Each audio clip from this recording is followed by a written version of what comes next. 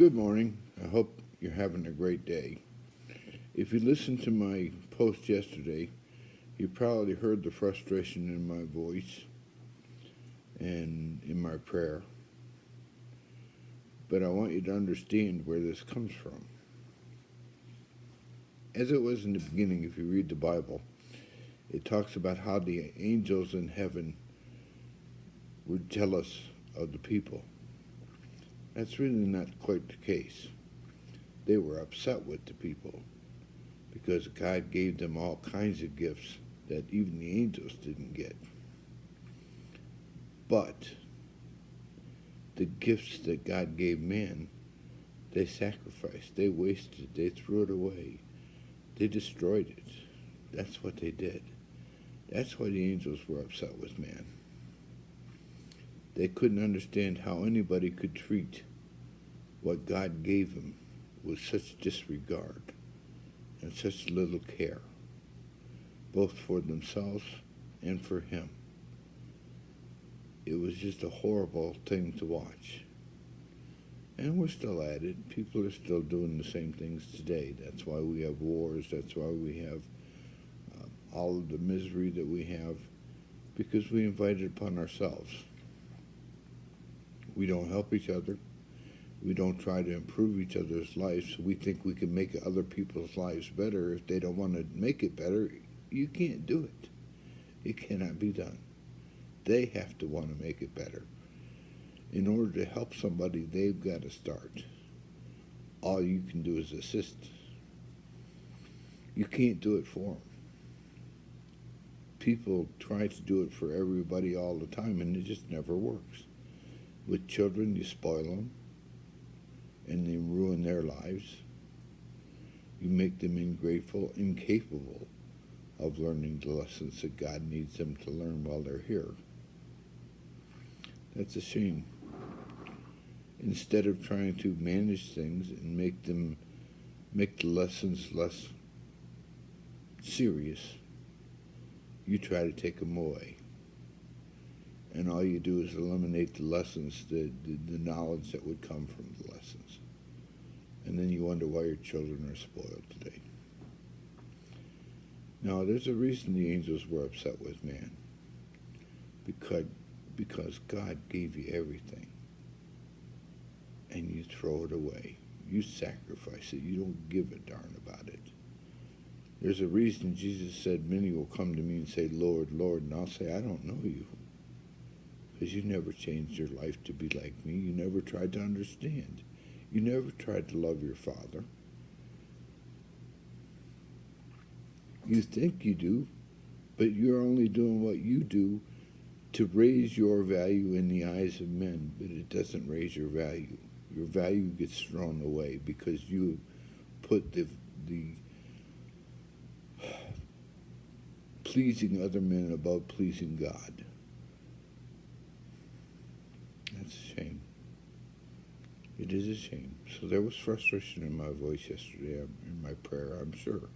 There's frustration in all my prayers because I want to help God. I want to help God's children. I want to help everybody. But you can't do it unless they want help. You can't make them see unless they want to see. So I was a little bit frustrated, but that's normal. I know that everything is going to happen as it was told, and this is just surely in keeping with what was told you. People don't want to see it because they don't understand that the jig is almost up. Time's about over. I try to understand where it's coming from, and there seems to be so many things that seem so supernatural in the Bible, but it's not at all. You know, part of it is because they talk about you, both your physical and your spiritual being, as one. Well, we've long ago, our society has been turning their backs on the spiritual being. They've been listening to their physical being and the physical being of others. They've been trying to get the pleasure of other people's ascent rather than understanding and doing the good things. They fight each other, they kill each other over misunderstanding words, which we do today, every day, because you cannot understand what's in another person's mind until they tell you. And if you don't understand the words properly, then you're going to have a misunderstanding. Make sure you understand what somebody's telling you when they're telling you stuff. Don't just sit there and nod your head like you know when you really are just guessing. Make sure you're on the same page. See, the angels didn't have that problem. They literally felt each other. They knew. They knew what they were thinking. They knew what they were, because they were always thinking of what makes things good. What improves it? What makes it better?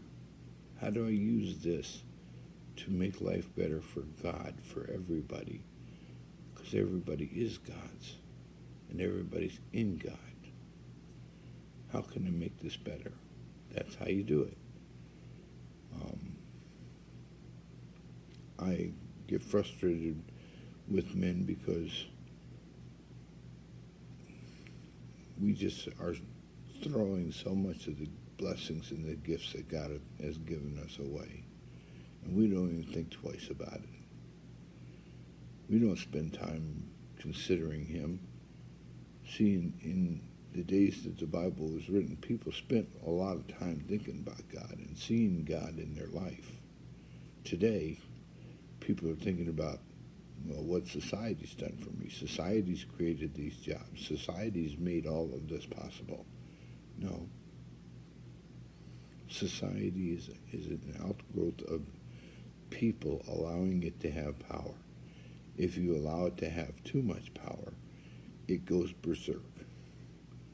And it destroys. That's what it does. That's why socialism can never work.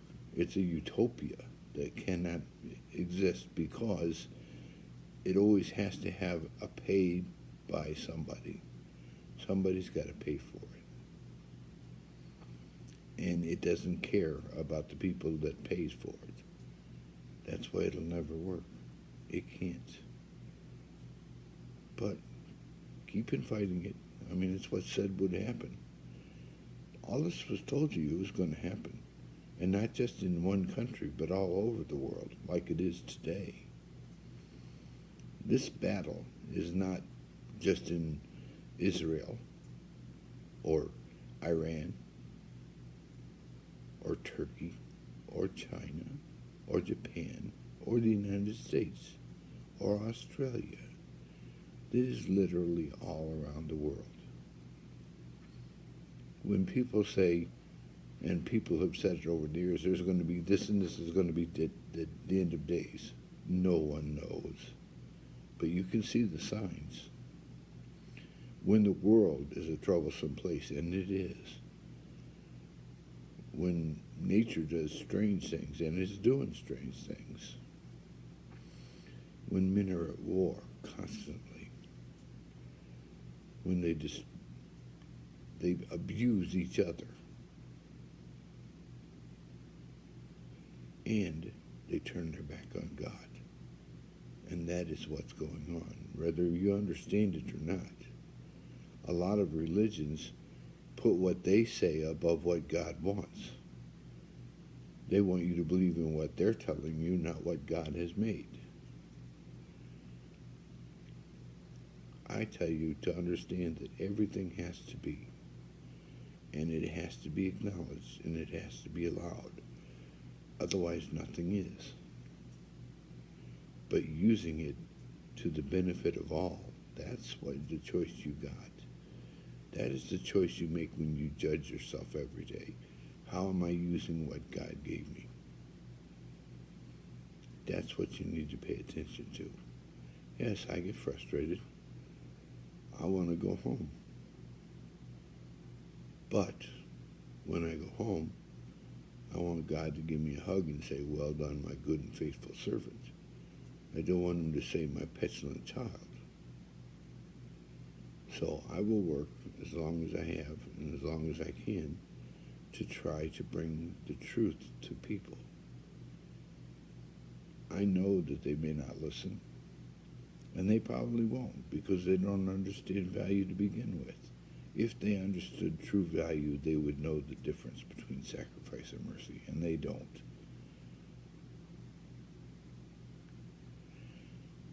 They obviously don't. Because they could put a stop to all of this if they understood it, if the churches taught it, if the religions taught the truth. They could put an end to this because they would teach value. And I don't care who you are. I don't care if you're a caveman or you grew up in China or you grew up in Africa or you grew up in the United States. Value is the same. It comes up by what you feel, and you get to select it. Not for someone else's pleasure, but for yours. You get to choose the value of your life and how it's going to be. Other people can't tell you and they can't stop you. That's why criminals exist. They've chosen their value above everybody else's. And they don't understand it's only when everybody is improved that we raise value. So churches that teach people who don't agree with them should die, they're wasting value. They're ruining what God gave them. Churches that teach that people who don't see it exactly the way they do are going to hell have no concept. They're already in hell. And they're digging themselves further because they're creating the misery of this world. They don't understand judgment. They don't understand how they have judged themselves. Yeah, it gets frustrating. Anyway, I hope you all have a great day. It is the Sabbath, and I'm going to spend the day enjoying and thinking of God. I love you. Talk to you later. Bye.